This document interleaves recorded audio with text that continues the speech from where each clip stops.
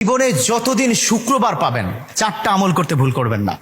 আজকে শুক্রবার না, আমি জানি না 4টা আমল করেছেন কিনা বা করছেন কিনা, আপনারা মিলিয়ে নেবেন। যদি 4টা আমল আজকে না করে থাকেন, আজকে থেকে জীবনে যতদিন শুক্রবার পাবেন 4টি আমল করতে ভুল করবেন না। পারবো তো ইনশাআল্লাহ? ইনশাআল্লাহ। 1, দুরূদ পড়া। আবার বিশ্বনবী দুরূদ সম্পর্কে কত অসাধারণ কথা বলেছেন। একজন সাহাবা এসে বললেন, ইলা রাসূলুল্লাহি সাল্লাল্লাহু আলাইহি ওয়াসাল্লাম, ও নবী, আমি যদি আপনার প্রতি দিনের 1/3 ধরে দুরূদ শরীফ পড়ি আমি কি নিয়ামত পাবো? বিশ্বনবী বললেন, তুমি যদি দিনের 1/3 ধরে আমার প্রতি দুরূদ শরীফ পড়ো তোমার জন্য বিশাল উপকার হবে, আরো বাড়িয়ে পড়লে তোমার জন্য আরো ভালো হবে। সাহাবা মহা খুশি হয়ে গেলেন, ইয়া রাসূলুল্লাহ, আমি দিনের অর্ধেক সময় জুড়ে যদি আপনার প্রতি দুরূদ শরীফ পড়ি তাহলে কি হবে? বিশ্বনবী বললেন, এটা বিশাল শুভ সংবাদ তোমার জন্য, তার চেয়ে আরো বাড়িয়ে পড়লে তোমার জন্য আরো ভালো। সুবহানাল্লাহ। বিশ্বনবীর কথা আবেগতাড়িত হয়ে সাহাবা বললেন, ও নবী, আমি পুরো 24 ঘন্টার যখনই সময় পাবো তখনই যদি আপনার প্রতি দুরূদ শরীফ আমি পড়তে পারি গো নবী।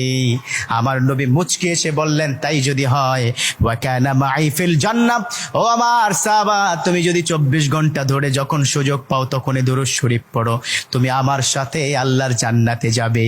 সুবহানাল্লাহ। এর মানে দুরূদের কি পাওয়ার! দুরূদ এত অসাধারণ। কেউ যদি মান করা দুরুদান, যে ব্যক্তি দুরূদ পড়বে আল্লাহ পাক তার মর্তবা, তার মর্যাদা 10 গুণ বৃদ্ধি করে দিবে। সুবহানাল্লাহ পড়েন। যে ব্যক্তি দুরূদ শরীফ পড়বে আল্লাহ পাক তার আমল নামা থেকে 10টি বদ আমল কেটে দিবে। সুবহানাল্লাহ পড়েন। যে ব্যক্তি দুরূদ শরীফ পড়বে আল্লাহ পাক তাকে 10টি নিয়ামত দান করবেন, যে নিয়ামত সে কখনো ভাবতে পারেনি। সুবহানাল্লাহ পড়েন। তার মানে দুরূদ শরীফ কি কত অসাধারণ না? মান লাজিমাল ইস্তেগফার।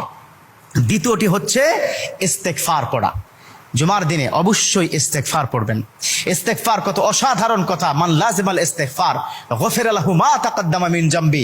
যে ইস্তেগফারটাকে লাজিম করে নেয়, অর্থাৎ কথায় কথায় সময় পেলে আস্তাগফিরুল্লাহ আস্তাগফিরুল্লাহ আস্তাগফিরুল্লাহাল্লাযী লা ইলাহা ইল্লা হুয়াল হাইয়ুল কাইয়্যুম ওয়া আতুবু ইলাইহি। কোথাও ভুলে হয়তো একটু ফেসবুকে কোন একটা নারীর ছবি চলে আসলো, আস্তাগফিরুল্লাহ স্কিপ করে দিল। এরকম ইস্তেগফার যে ব্যক্তি লাজিম করে নিল, কথায় কথায় সুযোগ পেলে যে ইস্তেগফার পড়ে, আল্লাহ পাক তার পিছনের গুনাহগুলো ক্ষমা করে দেয়। সুবহানাল্লাহ। তৃতীয় নম্বর কাজ দেব, জুমার দিনে ভুল করবেন না, সেটা হলো ফজরের নামাজটা আদায় করতে ভুল করবেন না। এখন যদি আমি জিজ্ঞাসা করি, মাশাআল্লাহ এখানে যতজন আছেন আজকে ফজরের নামাজ পড়ছেন কিনা, মনে হয় না আমি খুব বেশি পাবো যে ফজরের নামাজ পড়েছেন। আর 4 নম্বর যেটা হচ্ছে, জুমার দিনে যতদিন জুমার দিনে আপনি পাবেন সবার আগে মসজিদে প্রথম কাতারে আসবেন। বিশ্বনবীর হাদিস যে প্রথম কাতারে সর্বপ্রথম মসজিদে প্রবেশ করবে, রব্বে কারীম তার আমল নামায় উটের গায়ে যে পরিমাণ পশম থাকবে সম পরিমাণ পশমের সওয়াব তার আমল নামায় আল্লাহ পাক দিয়ে দিবে। সুবহানাল্লাহ। তা 4টা আমল করবো তো ইনশাআল্লাহ? আল্লাহ পাক কবুল করে নেক। আমিন।